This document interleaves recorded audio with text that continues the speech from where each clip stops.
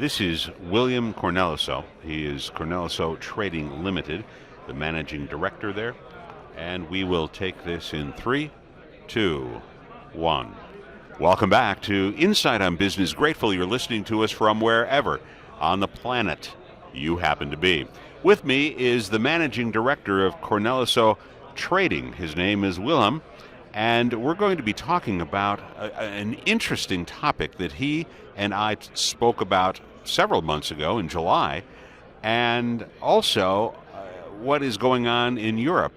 Willem is from the Netherlands. You're going to find out that he doesn't sound like he's from around here, and we'll take this right now. Well, welcome. So good to see you and Marina again here in Phoenix, Arizona. We last met in Las Vegas. Well, thank you, Michael, for having me here. We met a couple of weeks ago or months ago in Las Vegas, and from there we started talking. So I found it very interesting to talk to you and give you a little bit of an insight of what is going on in the Netherlands. So I want to first talk about your company. What is it that you do? We have a wholesale company, so we stock diesel engine spare parts. We started off as a stockholder for marine engine diesels, and slowly we're moving into the earth moving field. That's why we became a member of IDA, to learn more about that type of industry. And so is your main source of customers in Europe? No, we sell worldwide because most of the marine companies, they both travel worldwide, but also their offices are often in a place where it has the best tax climate, so it's a very international world. Yeah, and you travel a lot? Yeah, we travel quite a lot. Depends which year. After the pandemic we slowed it down a little bit, but before I went 4 or 5 times per year to America, and we travel North Europe, South Europe, so we travel quite a bit. You and I had a brief conversation about some concerns that you have that going on in the European Union with some product and manufacturing of some products that could put some folks in jeopardy. Yeah, well, I don't know if you mean about the PFAS problems. Yeah. So we're going to really dumb this down for our audience right now. Yeah. Talk to us about what is the concern from the government about a product that's used in manufacturing what? It's PFAS is the chemical name, and this is a big group of products that also contain like Viton and silicons. So it's a wide, broad group of chemical products that are used to make O-rings and O-rings. Seals. Yes. Now, and for folks that may not know that, O-rings are in everything. Yeah, O-rings are used in the automotive industry, so they are in every car, in every plane, every equipment, part of equipment that they use in the army or in the military, even contact lenses, heart stents. So if you have like a heart surgery, they use products with the same content. Now, the issue is that once these are manufactured goods, from what I understand, there is no danger to individuals because they are almost ambiguous. They're everywhere. Yeah. Go ahead. Yeah, you're absolutely right. It's these products are dangerous to manufacture because they cannot really very well control the production. So you get some leakage and some contamination of cooling water, and it can go into the air. But once it's finished, when it's a finished product, it stays there forever. I mean, it doesn't evaporate or it doesn't leak. So basically, the use of the products is not dangerous. Only the production is dangerous. All right, and so now we come back to the Netherlands and to the European Union, who are seeking, and this also impacts the United States, who are seeking to, as I understand it, ban this product, and in a relatively short amount of time, yes? Yeah, the European Union wants to, a couple of countries in the European Union, like the Netherlands, Germany, some Scandinavian countries, they want a total ban on the product So that means on the production, stocking the product and selling the product.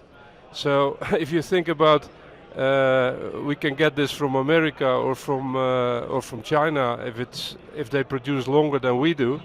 Even that doesn't work because you're not allowed to trade it. So there will be Really? a total ban, and well, there is now they're working on a new law, a European law, to get this finalized by 2025, which is very soon. These products are mainly used for high temperature and very wet environment, and they were basically the replacement for asbestos products. Is that where it comes from? So asbestos has already been banned because of its carcinogen makeup, and so this is next in line. What? And because this is ambiguous, people are using this all over. If there is a ban placed on this within the next 2 years by the EU, it's sure to come to the United States, I would imagine, soon. Yeah, that is. I think it's very close because even some weeks ago we found out that 3M, which is the biggest producer in the United States of these products, they're going to stop production by the end of the year. Wow. So I think they fear a lot of claims, or well, they don't want to go into trouble. So they basically said we stop. So here's the big question.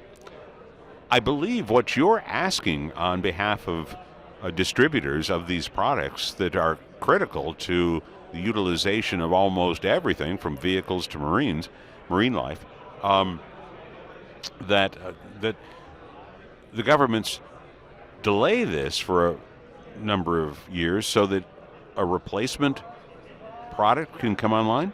Yeah, you're right. That is what we are aiming for. So we try to influence the European community or the EU that the legislation will be later than 2025, so that we have some time to find new alternative products. Because no one is really against this ban, because it's basically a good thing for the health of people, but there must be a good alternative. Otherwise, basically the whole world will come to a stop. Well, of course. I mean, if O-ring, I mean, we're just talking about one product, O-rings, but there are many more. Oh yeah, there's a lot of applications for these products, like at home when you have your sticky pan, or how you call it, Teflon. Mm-hmm. Teflon is also one of these goods. And also in your rubber boots or your raincoat or whatever, these products are used to make it water resistant. So this impacts not only the manufacture of engines and marine boats and spacecrafts, but also and stents, heart stents. But this is wearables as well, yeah? Yeah, it is. It's in a lot of different products, and people don't realize that it will impact them well, a lot because it's all in the news, but only from one side. I mean, everyone says, "Hey, this is dangerous. We have to ban it," but no one looks at an alternative. And now the car industry got awake, and they start to make some noise, and also the army and the military and the navy, because they know that if they cannot buy this product, they're also in a big problem because they cannot operate their equipment. Willem, how far away do you think the founding of a replacement for this product might be? People are working to find alternatives, and but for some goods there is an alternative, but for especially the products that need protection against high temperature, it's dangerous, or it's difficult to find these products. So people are working on it, but I think they need at least 5-6 years to find the right product and get it tested, because if you find it, you also have to test it for a couple of years. Sure. So it's not done overnight. Nothing is done overnight. His name is Willem Cornelisse, and we're talking about a product that's key to so much in manufacturing, and perhaps getting jerked off of utilization and banning the sale before there's really a replacement found. How much time do you spend, Willem, in dealing with this?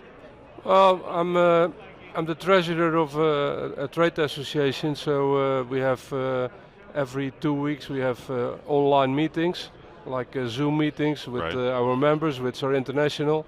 And well, we try to find out what happens in different countries in the world, because it will all affect us at the end. I mean, it is different rules, different legislation around the world, but nevertheless we all will find the same problem somewhere.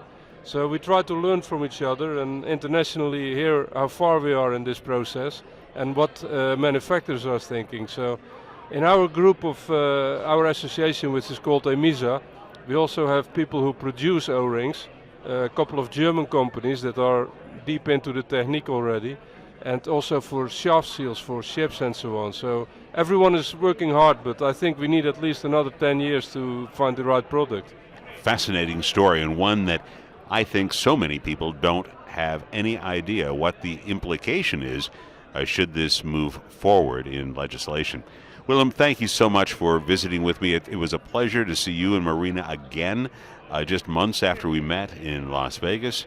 I found you folks very charming, insightful, and very committed to what it is that you're doing. So thank you for spending time with me. Okay, thank you very much, Michael, and I hope to see you soon again.